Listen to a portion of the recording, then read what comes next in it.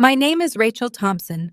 I'm 42 years old, and this is the story of how my sister learned the most valuable lesson of her life. Have you ever been looked down on by your own family for the life choices you've made? If so, this story is for you. For 15 years, my sister couldn't stop reminding everyone that I'd wasted my MBA to become a farmer's wife. But at my daughter's wedding, in front of 200 guests, a truth emerged that silenced her forever.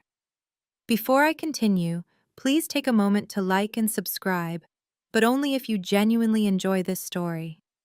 And let me know where you're watching from and what time it is where you are. It all started 3 months before my daughter Emma's wedding. David and I were in our kitchen, going over the guest list one more time when my phone buzzed. Victoria's name flashed on the screen. "Can't wait for the wedding," her text read. "I have a special surprise planned for Emma." My stomach tightened. Victoria's surprises were never just surprises. The morning of Emma's wedding arrived with perfect Oregon sunshine streaming through the vineyard's oak trees. Our venue, Willow Creek Vineyard, looked stunning with its rolling hills and neat rows of grapevines stretching toward Mount Hood in the distance. White chairs arranged in perfect rows, lavender bouquets marking each aisle, everything exactly as Emma had dreamed. David squeezed my hand as we did our final walkthrough. "Stop worrying about Victoria," he said, reading my mind as always. "This is Emma's day." But at 2 p.m., an hour before the ceremony, Victoria's Tesla pulled up the gravel drive. She stepped out in a designer dress that probably cost more than our monthly mortgage, her husband Robert trailing behind, looking uncomfortable in his tailored suit. "Rachel!" Victoria air-kissed me, her perfume overwhelming. "Oh my, how rustic. I suppose this is charming in its own way."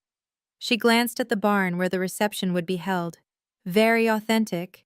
Very you." I forced a smile. "Emma loves it here."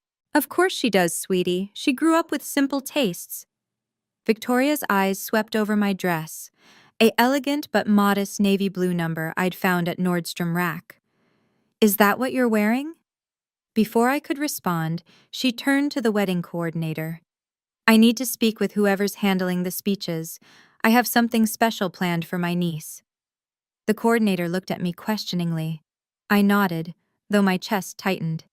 Victoria pulled out an envelope from her purse, thick and cream-colored.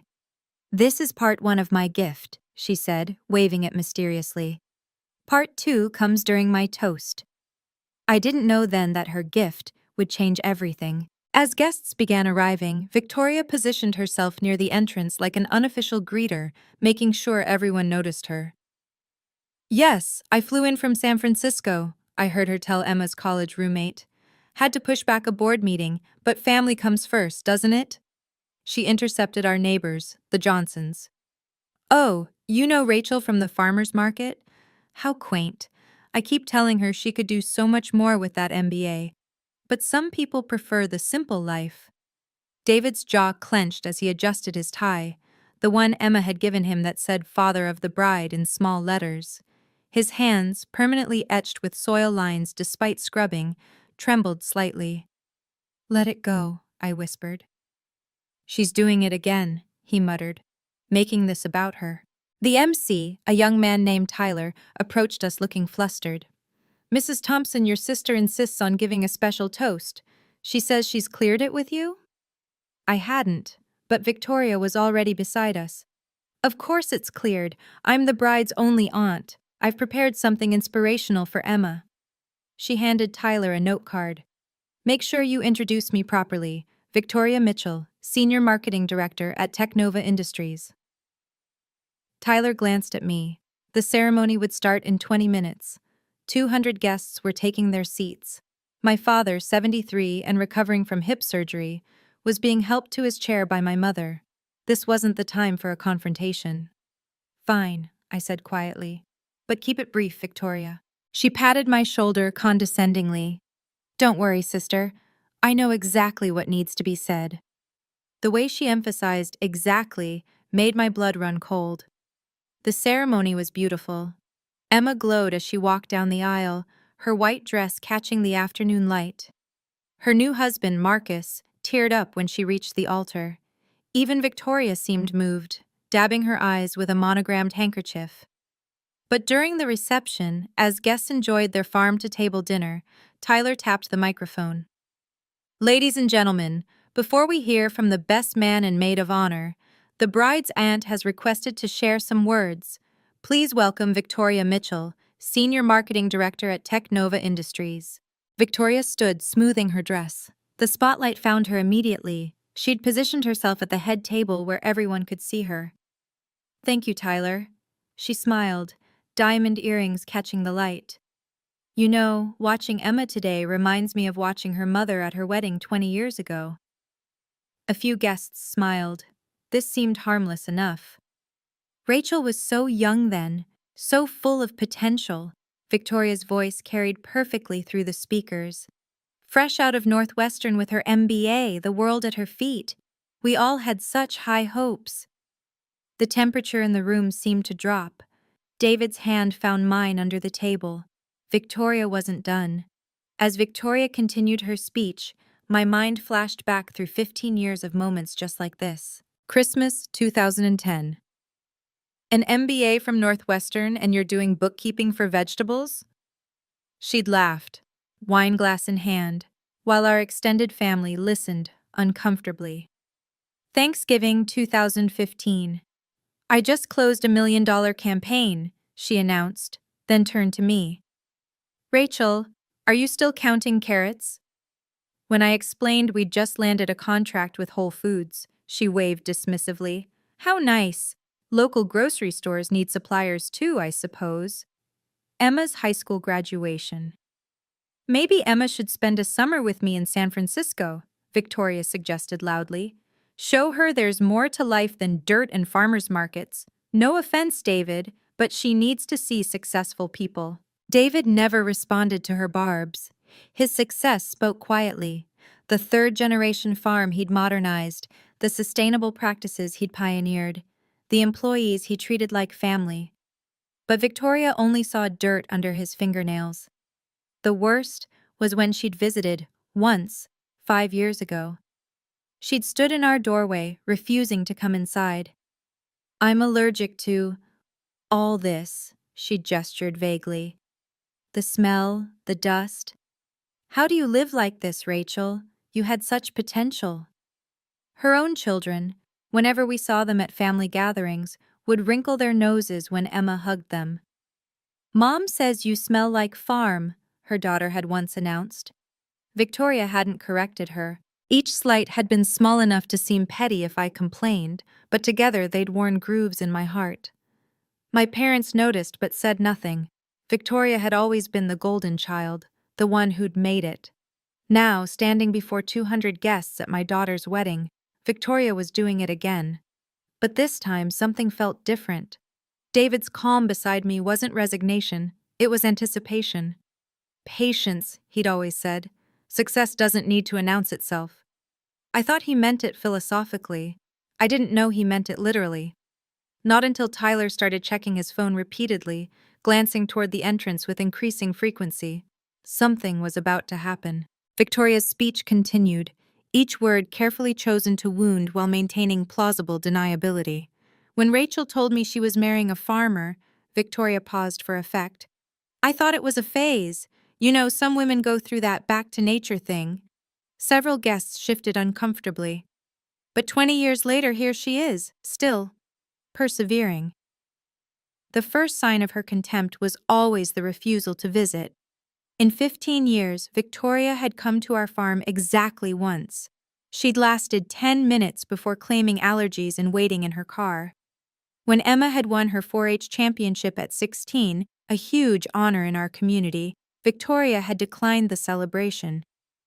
"I don't do barns," she'd texted. "Send pictures." Send? But it wasn't just the absence, it was the active dismissal.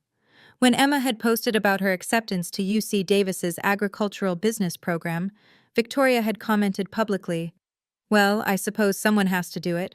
Thank goodness my kids aim higher." The second sign was how she'd poisoned her children against us. Last Christmas, Her son had refused to eat our contribution to dinner, organic roasted vegetables from our farm. Mom says we don't know what's really in organic food, he'd announced. She says it's just marketing for people who can't afford real quality. Her daughter had been worse. At our father's 70th birthday, she'd loudly asked Emma, "Don't you want to do something important with your life? My mom says your mom wasted her education.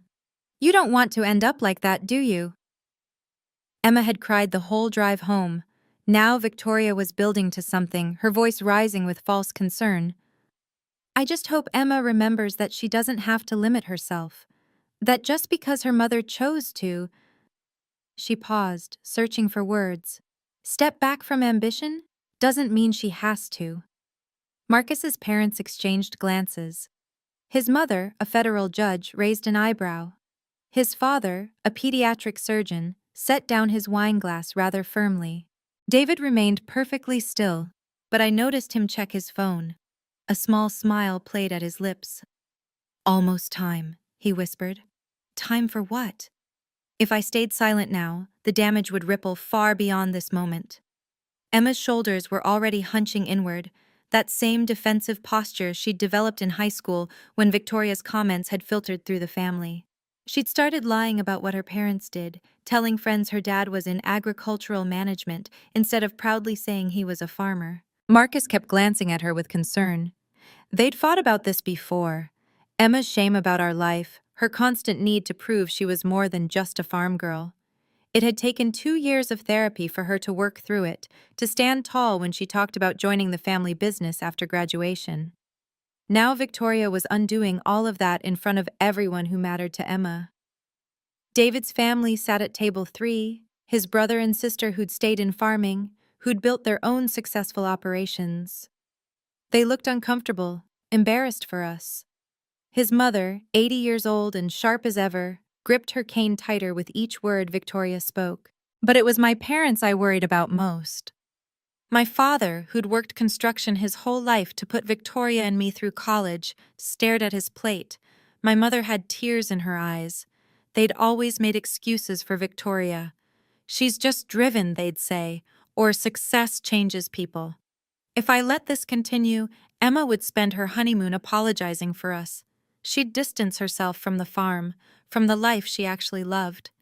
Marcus's family would always wonder what kind of people we really were, and David, patient, kind David, deserved better than to be dismissed as just a farmer at his only daughter's wedding. Victoria was still talking. "I've prepared something special to help Emma start her new life properly." That's when Tyler practically ran to the microphone. My internal battle raged as Victoria reached for the cream envelope she'd been waving around. Every instinct screamed at me to stand up, to stop this public humiliation. But wouldn't that make me the crazy sister who ruined the wedding? The one who couldn't take a joke?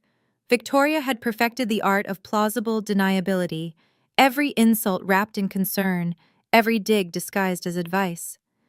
"Before Emma opens my gift," Victoria continued, "I want her to know that success isn't about settling. It's about reaching higher than your circumstances." Your circumstances.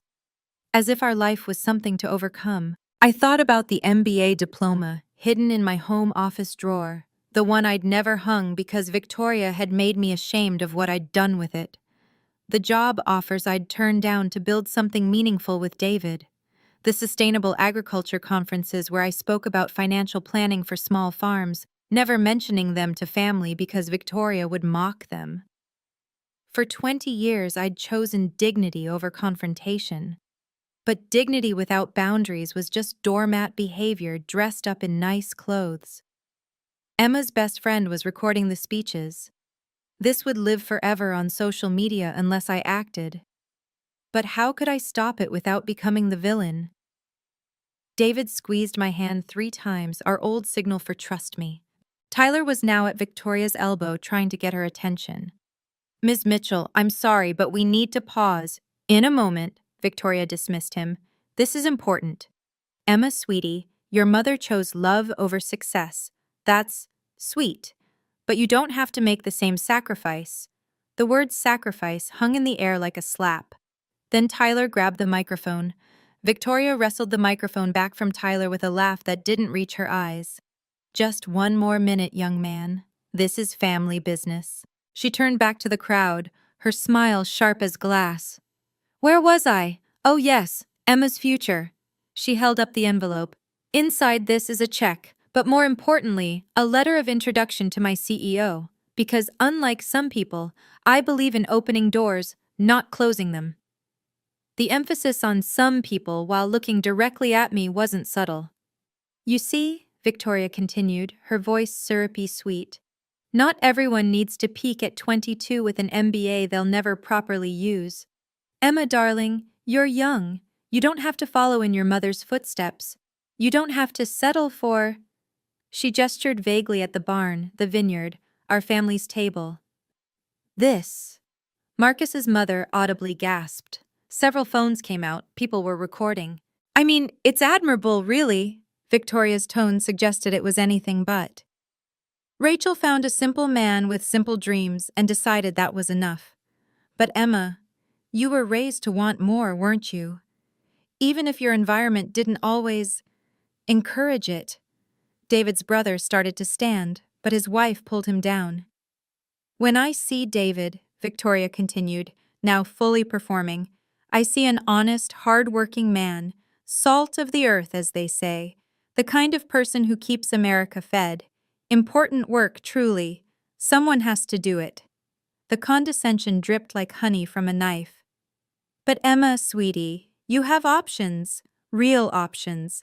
You don't have to limit yourself to farmers' markets and fruit stands. You could live in a real city, work in a real office, make real money. Emma's face had gone from red to white. Marcus held her hand tightly. So here's my gift. Victoria started to open the envelope. Tyler practically shouted into his own microphone. Ladies and gentlemen, I'm so sorry to interrupt, but we have a special announcement. The room erupted in uncomfortable whispers. 200 guests suddenly found their plates, their phones, or the ceiling fascinating, anywhere but the train wreck unfolding at the head table. At the Northwestern alumni table, my former classmates exchanged knowing looks. Dr. Patricia Chen, now a Fortune 500 CFO, shook her head slowly. She'd tried to hire me 3 times over the years, and I'd turned her down each time. I wondered if she finally understood why I'd been reluctant to enter that world. Is she drunk? I heard someone whisper. This is so inappropriate, came another voice. Poor Emma. My cousin Linda was already typing furiously on her phone, probably updating the family group chat that Victoria had removed herself from years ago, claiming she was too busy for constant notifications. But Victoria seemed oblivious to the shifting mood, or maybe she fed on it. Don't look so shocked, everyone. Sometimes truth needs to be spoken, even at celebrations. Especially at celebrations. How else will Emma know she can escape this? That's enough. David's father, William, stood up. At 75, he still commanded a room. Young lady, you're disrespecting my family. Victoria laughed. Your family? With all due respect, Mr. Thompson, your family is exactly what I'm trying to save Emma from. 3 generations of the same thing? Where's the growth? Where's the ambition? Emma was crying now, silent tears streaming down her carefully done makeup. Marcus whispered urgently in her ear, but she shook her head, frozen. My mother stood shakily. Victoria, please, this is neither the time nor… Mom, you've enabled this mediocrity for years, Victoria snapped. Always defending Rachel's choices, pretending it's noble to waste potential. The wedding photographer had stopped taking pictures. The videographer had lowered his camera. Even the catering staff stood frozen in the doorway. Tyler looked desperate. Mr. Harrison is here. But Victoria waved him off, building to her grand finale. So Emma, before you open my gift, promise me, promise us all, that you won't settle for one of the most successful agricultural operations in the Pacific Northwest? The voice boomed from the entrance. If you've ever been in a situation where someone you love has publicly humiliated you, you know the feeling of wanting the ground to swallow you whole. But sometimes, the universe has other plans. I want to know, have you ever had a moment where the truth shut down a bully? Drop a comment below and share your story. And if this story is resonating with you, please hit that like button and subscribe. It really helps other people find these stories who might need to hear them. Now, let me tell you what happened next, because this is where everything changed. 15 minutes before Victoria's speech, I'd noticed Tyler frantically checking his iPad, whispering with the catering manager. "The Ritz-Carlton group is running late," I'd overheard. "Mr. Harrison's flight was delayed." I hadn't thought much of it. We had several vendors attending: the florist, the photographer's assistant, the wine supplier from the vineyard. David handled those relationships. I managed the books. But now Tyler was practically bouncing on his feet, gesturing wildly toward the entrance. "Mr. Harrison, perfect timing. Ladies and gentlemen, please welcome Mr. James Harrison, Vice President of Procurement for the Ritz-Carlton Hotel Group." Victoria's hand froze mid-gesture, the envelope still unopened. "The Ritz-Carlton?" she said into the microphone, then seemed to realize she was still amplified. "What does that have to do with—" A distinguished man in his 60s walked in, followed by two younger executives. Despite their travel-rumpled suits, they commanded immediate attention. "I apologize for the interruption," Mr. Harrison said smoothly, though his eyes were fixed on Victoria with obvious disapproval. "We were delayed, but we couldn't miss celebrating with the Thompson family. After all, partners like them are rare." "Partners?" David stood up, shaking Mr. Harrison's hand warmly. They clearly knew each other well, very well. Victoria's smile flickered. "I'm sorry, did you say partners?" But Tyler was already back at his microphone, relief visible on his young face. "Yes, I've been trying to announce. Thompson Organic Farms has just signed an exclusive contract with the Ritz-Carlton Hotel Group." The room went completely silent. My cousin Linda's phone slipped from her hand, clattering on the floor. Victoria's envelope fluttered to the ground, forgotten. And David, quiet, humble David, picked up his wineglass with soil-stained hands and smiled. I'd missed the signs all week, too focused on Victoria's impending drama to notice David's quiet confidence. The way he'd smiled when Victoria's RSVP came in. "Let her come," he'd said simply. The mysterious phone calls he'd taken in the barn, always ending with, "Yes, the 15th works perfectly." The new suit he'd bought, not rented, for the wedding. "Emma deserves the best," he'd explained, but there'd been something else in his eyes. Even this morning, when I'd fretted about Victoria's surprise, he'd pulled me close and whispered, "Sometimes the best response is success they can't ignore." Now, as Mr. Harrison shook hands with David, I saw my husband differently. This wasn't the fumbling farmer Victoria painted him as. This was a businessman who'd quietly built an empire while she was busy mocking him. His phone buzzed on the table. He showed me the screen, a text from his lawyer. "Contract fully executed. Congratulations on the 2.5 M annual deal. Press release goes out Monday. 2.5 million. Annual." I looked at Victoria, still standing with the microphone hanging limply in her hand. Her company, despite all her boasting, had never landed a contract that size. I knew because she would have made sure everyone knew. "Should we tell them?" David whispered to me. "Tell them what?" He smiled, that rare, full smile that made me fall in love with him 22 years ago. "Everything." Mr. Harrison had reached the microphone. "May I?" he asked Victoria politely. She stepped aside, her face a mask of confusion and growing dread. "Ladies and gentlemen," Mr. Harrison began, "I'm here to celebrate not just Emma's wedding, but a partnership that represents everything we value at Ritz-Carlton. Authenticity, quality, and genuine excellence." Victoria sank into her chair. Before Mr. Harrison could continue, Victoria found her voice. Perhaps it was desperation or just an inability to cede the spotlight, but she stood back up, grabbing Tyler's microphone. "This is lovely, really, but I was in the middle of giving my niece important life advice." Her voice had taken on a sharp edge. "Emma doesn't need to hear about vegetables on her wedding day." "Vegetables?" Mr. Harrison's eyebrows rose. "Madam, Thompson Organic Farms provides exclusive heritage produce to 17 of our properties. Their heirloom tomatoes alone are featured in our Michelin-starred restaurants. Victoria's laugh was hollow. I'm sure that's nice, but Emma has real potential. She doesn't need to waste her life playing in dirt like her father? David's voice cut through the room. He rarely spoke at gatherings, and never to confront. Everyone turned. He stood slowly, his weathered hands flat on the table. The dirt you're so disgusted by, Victoria? It's made us millions. The farm you won't visit? It employs 43 people year-round. The life you think Emma should escape?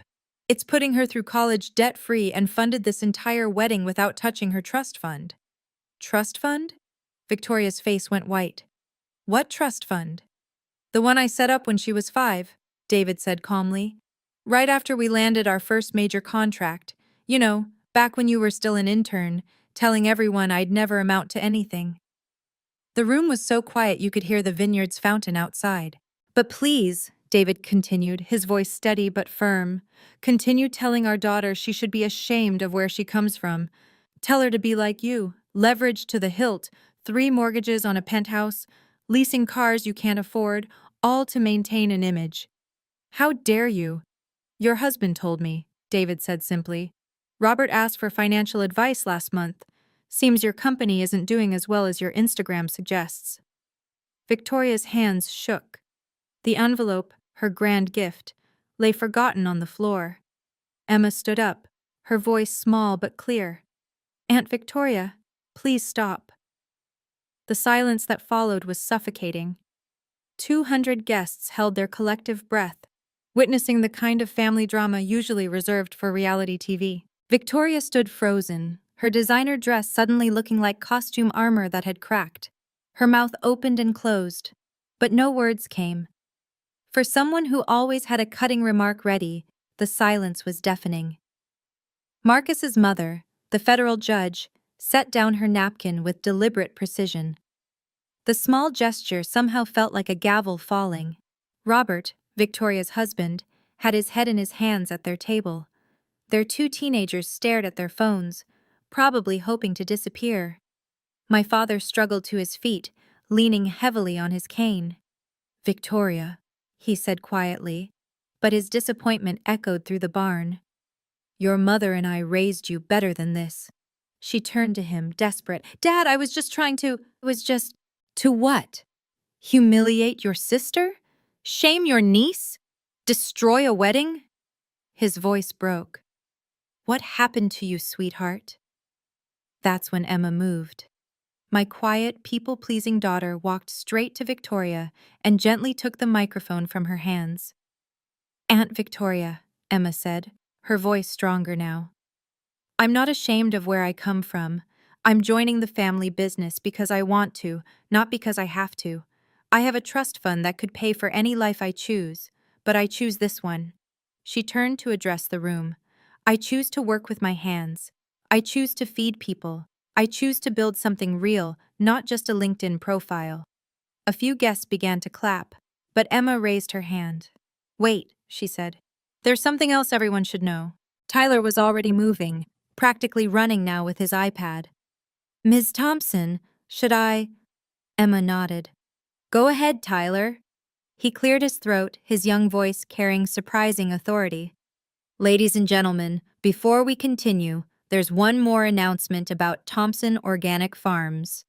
Tyler's voice rang clear through the barn's sound system. Ladies and gentlemen, it's my honor to announce that this wedding's entire organic menu, every vegetable, every herb, every edible flower, has been provided by Thompson Organic Farms, the exclusive agricultural partner for the Ritz-Carlton Hotel Group's Pacific Northwest properties. He paused, letting that sink in. The heirloom tomatoes in your salad? They're served at 3 Michelin-star restaurants. The microgreens? Flown weekly to properties in San Francisco, Seattle, and Vancouver. The heritage carrots you just enjoyed? They have a 6-month waiting list. Mr. Harrison stepped forward, his presence commanding. If I may add, he said, taking Tyler's microphone with practiced ease, Thompson Organic Farms isn't just a supplier. They're pioneers. David Thompson's sustainable farming methods are being studied by agricultural universities across the country. His soil restoration program has won 3 environmental awards, and his wife Rachel's innovative financial planning model for small farms. It's now taught at Northwestern's business school. Northwestern, my alma mater. The one Victoria said I'd wasted. In fact, Mr. Harrison continued, looking directly at Victoria, we just signed a $2.5 million annual contract with Thompson Farms. That's our largest agricultural partnership in the company's history. We don't partner with simple farmers, Ms. Mitchell. We partner with visionaries. The room erupted. Applause started at Marcus's family table and spread like wildfire. Someone whistled. My former MBA classmate stood up, clapping. Dr. Patricia Chen raised her wineglass to me and mouthed, "Now I understand." David's family, those simple farmers Victoria had dismissed, smiled quietly. They'd known all along. David's mother winked at me, but the final blow came from an unexpected source. "Actually," said a woman at table 12, standing up, "I should introduce myself. I'm Jennifer Walsh from Forbes. I'm here as Marcus's family friend, but I'm also doing a feature on agricultural innovators. Mr. Thompson, we've been trying to reach you for months. Your operation is exactly what we're looking for. Proof that sustainable farming can be more profitable than industrial agriculture." Forbes. The magazine Victoria had been desperately trying to get mentioned in for 5 years. Victoria's legs seemed to give out. She sank into her chair, the cream envelope still on the floor, forgotten and irrelevant. "The contract value is public record," Mr. Harrison added kindly but firmly. "So there's no need for speculation or embellishment. Thompson Farms earned every penny through excellence, not networking parties or PowerPoint presentations." The dig at Victoria's world was subtle but unmistakable. Emma picked up the fallen envelope and handed it back to her aunt. "Thank you for the gift, Aunt Victoria, but I already have everything I need." Victoria's face cycled through emotions like a broken traffic light: red embarrassment, white shock, green nausea. Her perfectly contoured makeup seemed to crack under the weight of her humiliation. I didn't," she stammered, but the words died. What could she say? That she didn't know her dismissed brother-in-law was a millionaire? That she'd been mocking people who out-earned her by millions? Robert finally stood, moving to his wife's side. "We should go," he said quietly. "No." The voice was David's mother, Margaret Thompson. At 80, she rarely spoke at gatherings, but when she did, everyone listened. "Victoria needs to hear this." She stood carefully, her son rushing to steady her. "Young woman, I've watched you belittle my family for 15 years. You called my grandson backward for joining 4-H. You told my granddaughter she'd never matter if she stayed in Oregon. You've acted like money earned in a city is somehow cleaner than money earned from soil." Margaret's voice grew stronger. "My husband built this farm with his bare hands during the Depression.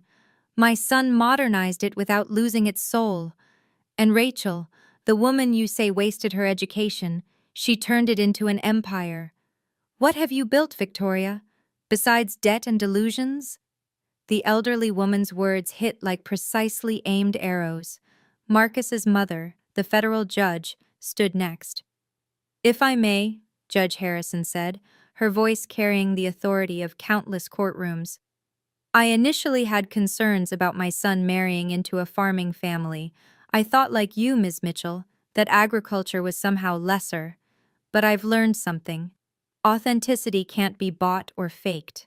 The Thompsons have it, you, madam, do not." The Forbes journalist was typing rapidly on her phone, occasionally lifting it to record. This would be everywhere by Monday. Dr. Patricia Chen, my old classmate, stood up. "Rachel, I need to apologize. I tried to recruit you 3 times, thinking I was saving you from a dead-end life. I see now you were building something I never could, a legacy that feeds people, employs communities, and sustains the land. Victoria, you should be proud of your sister, not patronizing her." Even the catering staff began clapping. Victoria grabbed her purse with shaking hands, her designer heels clicking unsteadily as she stood. Her teenagers were already at the exit, mortified. But as she turned to leave, Emma's voice stopped her. "Aunt Victoria, your check." Emma held up the envelope. "I can't accept this. It comes with too many strings. Besides," she smiled sweetly, "I don't need your money. I never did." The final humiliation. Rejected charity from the niece she'd tried to save. Victoria fled, her husband and children trailing behind. The sound of her Tesla peeling out of the gravel parking lot was audible even inside the barn. That moment, watching Victoria realize she'd been the fool all along, was something I'll never forget. But the story doesn't end there. If you've ever had someone underestimate you only to later discover your true worth, type karma in the comments below. I'd love to hear your story of quiet success.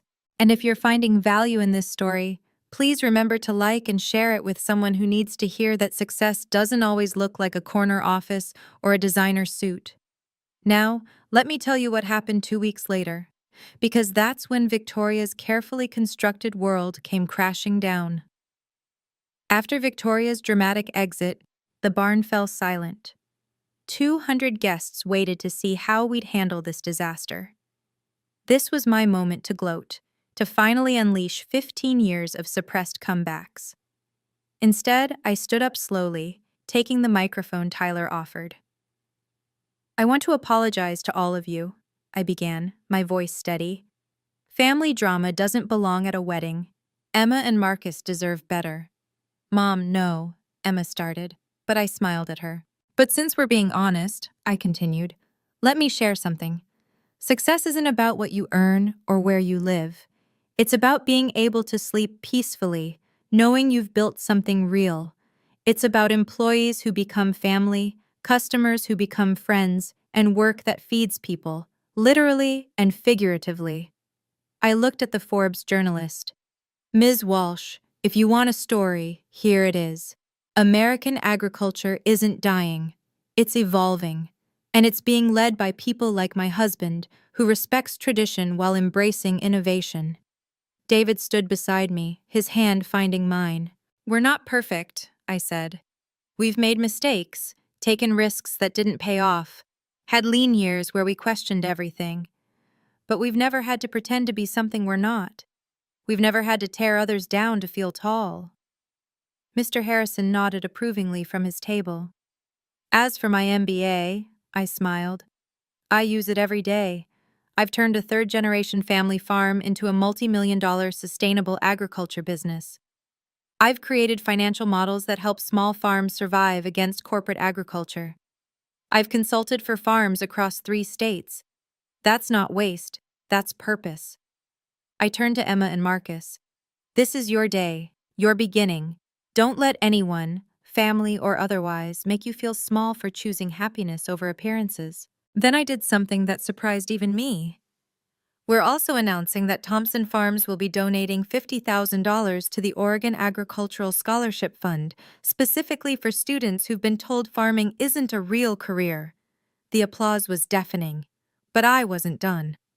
"And Victoria," I said, knowing she was probably still in the parking lot, "when you're ready to have a real conversation without the performance, you know where to find us. We'll be in the dirt, building something that matters." Through the barn's open doors, we could still see the parking lot. Victoria's Tesla hadn't left yet. It was stopped at the exit, hazard lights blinking. Robert appeared in the doorway, his face flushed with embarrassment. He walked straight to our table, ignoring the stares of 200 guests. "Rachel, David," he said quietly, "I'm deeply sorry. She's not well. The company is failing. She's been hiding it for months, even from me. The house is being foreclosed. The cars are leased and behind on payments. Everything you saw today, the dress, the bravado, it's all desperation." I felt no satisfaction hearing this, only sadness. "She's been taking anxiety medication," Robert continued. "Drinking too much. The pressure to maintain the image, it's destroying her.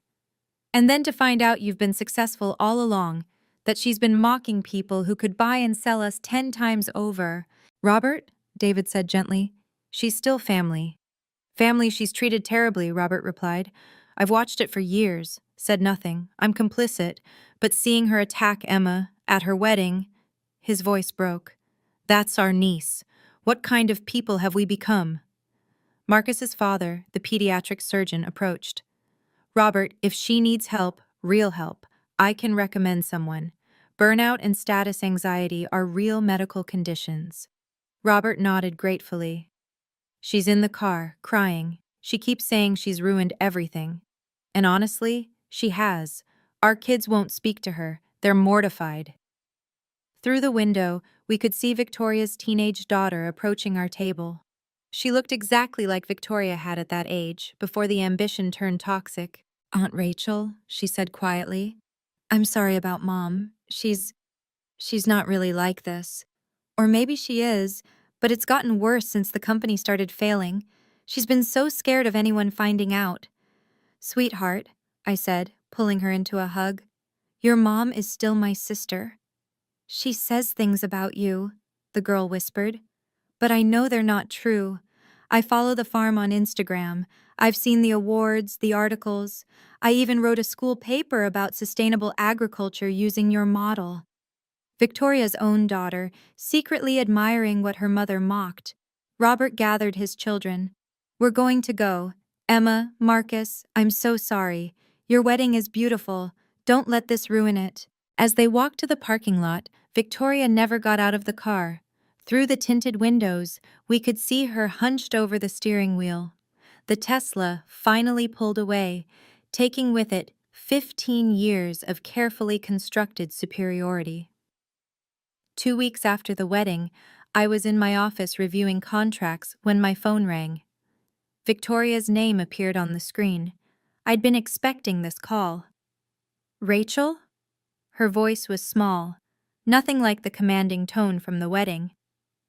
Can we talk? I set down my pen. I'm listening. She paused, and I heard her take a shaky breath.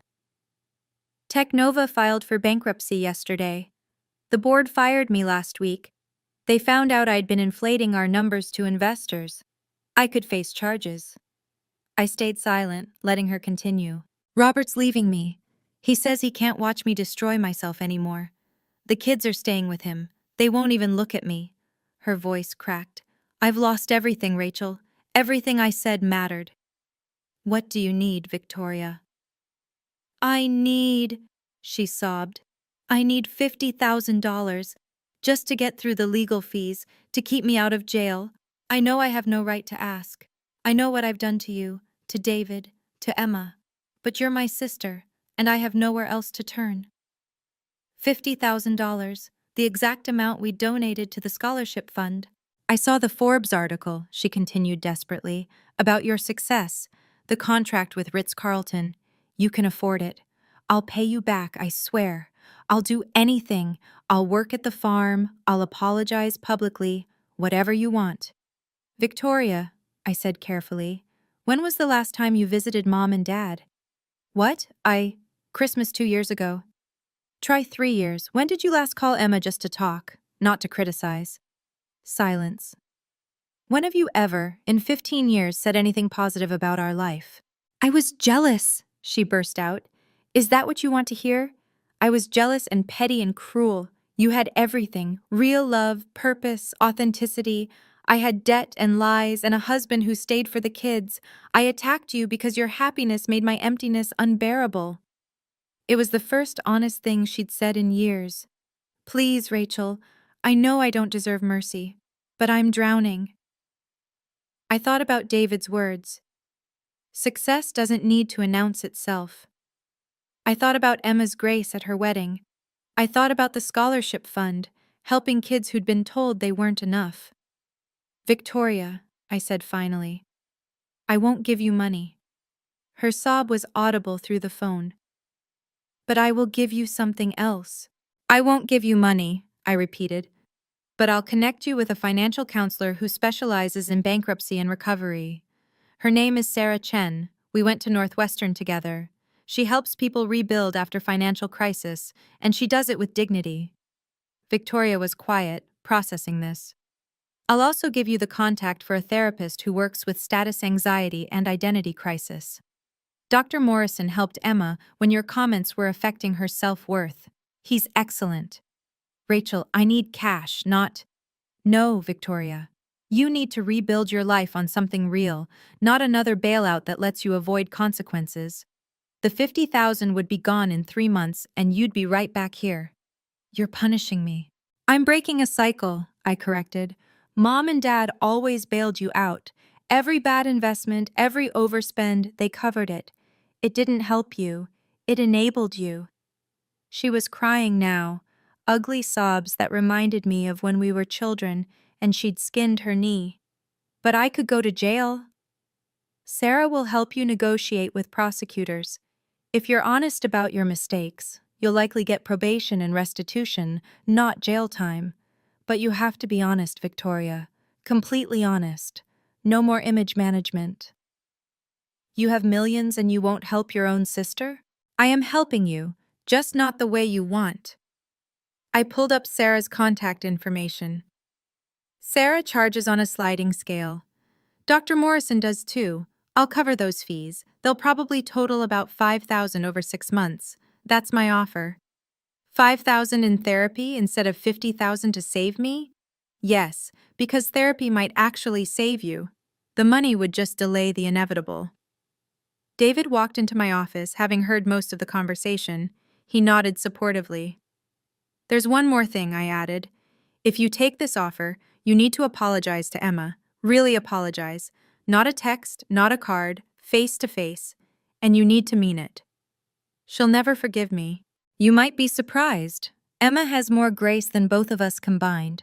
But that's her choice to make, not yours to assume. Victoria was quiet for so long I thought she'd hung up. Finally, she whispered, "Send me the contacts."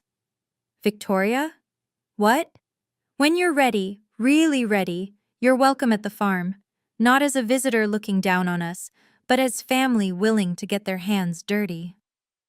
She hung up without responding, but for the first time in 15 years, I had hope we might actually be sisters again someday.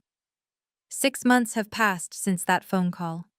Victoria took the help I offered, the real help, not the enabling. Sarah Chen told me Victoria was the most difficult client she'd ever had, but also the most determined once she accepted reality. The therapy with Dr. Morrison uncovered what we'd all suspected. Victoria had built her entire identity on external validation. When that crumbled, she had nothing. But slowly, painfully, she's been rebuilding. She's working now, not as a senior director, but as a marketing consultant for small businesses. Her first client? A family-owned bakery in Portland. She called me crying after her first day, saying, "They were so grateful for my help, actually grateful, not just impressed." Emma met with her last month. I didn't push, didn't arrange it. Emma chose to reach out after Victoria sent a genuine 3-page handwritten apology. They met for coffee, just an hour, but Emma said it was the first real conversation they'd ever had. She asked about my work at the farm, Emma told me afterward. Like, really asked. Wanted to understand our crop rotation, our sustainability practices. She even took notes. The boundaries I set weren't cruel. They were necessary. Love doesn't mean accepting toxic behavior. Family doesn't mean enabling destruction. Sometimes the kindest thing you can do is refuse to participate in someone's self-destruction. David and I have expanded the scholarship fund. We now sponsor 5 students annually, specifically those from families where their career choices aren't understood or valued. Each one reminds me that success isn't about the height of your building, but the depth of your roots. Victoria hasn't visited the farm yet. She's not ready, and neither are we. Trust takes time to rebuild, and some wounds need space to heal properly. But she sends Emma agricultural articles now, with notes like, "Thought this might interest you," instead of, "You should do this." Robert didn't leave her, despite his threat. They're in counseling, selling the penthouse, moving to a modest apartment. Their kids are slowly warming back up to her, especially after she admitted her mistakes to them directly. The wedding video went viral. Someone had live streamed the whole confrontation. We got hundreds of messages from people sharing similar stories of family members who confused net worth with self-worth. It started conversations about success, authenticity, and the courage to live unglamorously. But the most important lesson?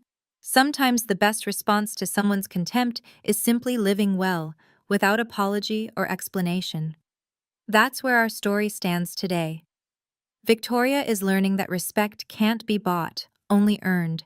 She texts me sometimes, not to brag or criticize, but to share small victories: a client's success, a therapy breakthrough, a genuine moment with her kids. Last week, she sent a photo from a farmer's market. "Bought organic tomatoes," she wrote. "Thought of you." It wasn't much, but it was honest. The farm continues to thrive. We're expanding to supply Ritz-Carlton properties nationwide. Emma's working on a sustainable agriculture program for young farmers. David still has dirt under his fingernails, and I still wouldn't have it any other way. Success, I've learned, isn't about proving others wrong. It's about proving yourself right. It's about building something that matters, even if others can't see its value. It's about choosing authenticity over appearance every single time.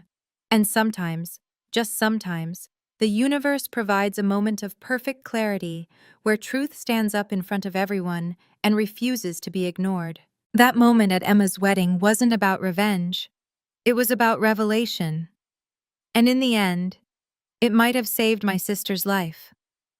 Thank you for staying with me through this story. If you've ever had to set boundaries with toxic family members, I'd love to hear how you did it.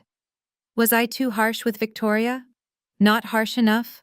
Leave a comment below and let me know. If this story resonated with you, please like and subscribe. Share it with someone who needs to hear that their worth isn't determined by someone else's narrow definition of success. What's your definition of real success? I'm genuinely curious to know. Drop your thoughts in the comments. Until next time, remember, your value doesn't decrease based on someone's inability to see your worth.